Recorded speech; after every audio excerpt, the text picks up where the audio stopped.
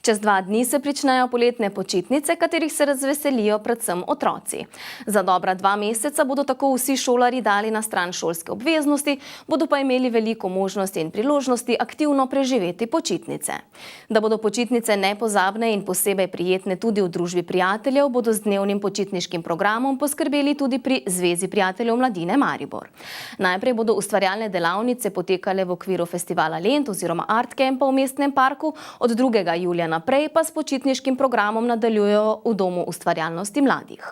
Otroci in mladostniki bodo lahko izbirali med različno tematsko obarvanimi delavnicami. Organizirali bodo tudi 42 izletov, počitnice pa bodo zaključili s tradicionalnimi dogodki, dogodkom v skateparku, tekmovanju Maribor moje mesto in prav na zadnji dan počitnic še z neresno olimpijado na Trgu Svobode. Pestre in zabavne počitnice torej, podroben program z informacijami za starše pa je objavljen na njihovi spletni strani.